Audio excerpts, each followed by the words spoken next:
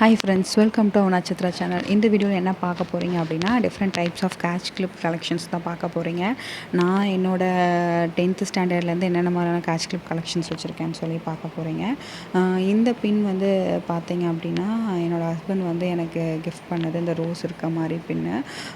இது வந்துட்டு என்ன சொல்கிறது, எனக்கு ரொம்ப ரொம்ப எல்லாத்துக்கும் தெரியும், ஹஸ்பண்டுன்னு சொல்லிட்டேன். ஸோ ரொம்ப ரொம்ப முக்கியமானது. இந்த கிளிப் பார்த்திங்க அப்படின்னா வுட்டில் செஞ்சது.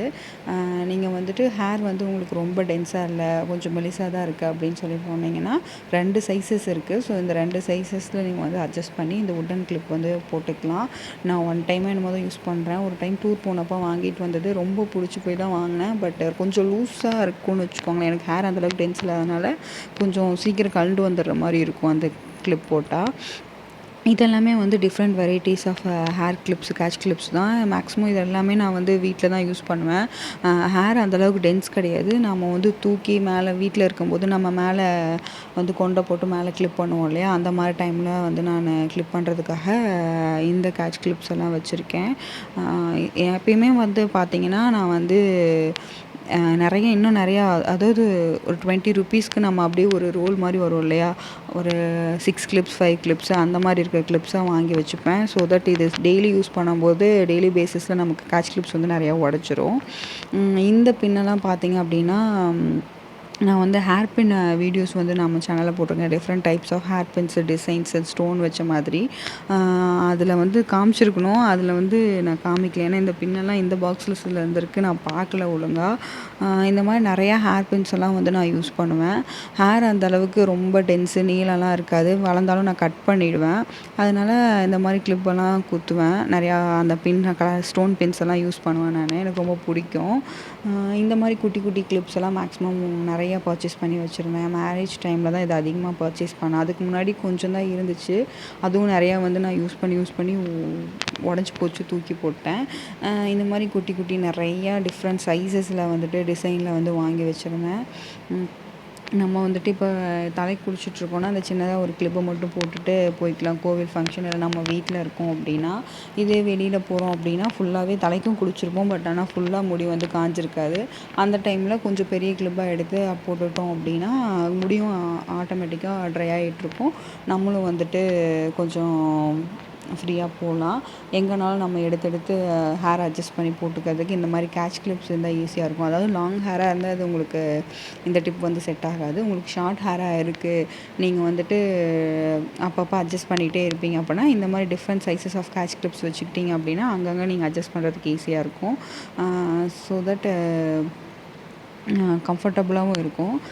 இந்த பேங்கிள் வந்து பார்த்திங்கன்னா, என்னோடய வளைகாப்புக்கு வந்துட்டு வெள்ளி பேங்கிள் வந்துட்டு அப்பா ப்ரெசென்ட் பண்ணியிருந்தார். அப்போ யூஸ் பண்ண பேங்கிள், அது இந்த பாக்ஸில் போட்டு வச்சுருக்கேன். மேக்ஸிமம் நீங்கள் என்ன பண்ணுறீங்க அப்படின்னா, எல்லா திங்ஸுக்குமே கிளிப் ஆகட்டும், பொட்டாகட்டும், எதுவாக இருந்தாலுமே தனித்தனி பாக்ஸில் போட்டு ஆர்கனைஸ்டாக வச்சுக்கிட்டிங்க அப்படின்னா உங்களுக்கு வந்து ஈஸியாக இருக்கும் எடுக்கிறதுக்கு. ஏதாவது ஒரு ஃபங்க்ஷன் போகிறீங்க, கலருக்கு மேட்ச் பண்ணி தான், அதாவது ட்ரெஸ்ஸுக்கு மேட்ச் பண்ணி தான் நீங்கள் வந்து கிளிப்பு, பொட்டு இதெல்லாம் வைப்பீங்க, இயரிங்கெல்லாம் போடுவீங்க அப்படின்னா செப்பரேட் பாக்ஸஸில் இருக்கும்போது டக்குன்னு அந்த பாக்ஸ் ஓப்பன் பண்ணி எடுக்கிறதுக்கு ஈஸியாக இருக்கும். எப்பயுமே வந்துட்டு நீங்கள் வந்து யூஸ் பண்ணுறீங்க அப்படின்னா அந்த கிளிப்ஸை வந்து ரெகுலராக யூஸ் பண்ணுறது தனியாக ஒரு பாக்ஸில் வச்சுக்கோங்க. ஃபங்க்ஷன் வியருக்கு யூஸ் பண்ணுற கேட்ச் கிளிப்ஸை தனியாக வச்சுக்கோங்க. இந்த மாதிரி இருக்க கேட்ச் கிளிப்பெல்லாம் பார்த்தீங்க அப்படின்னா என் ஃப்ரெண்டு எனக்கு மேரேஜ் டைமில் வாங்கிட்டு வந்திருந்தாங்க.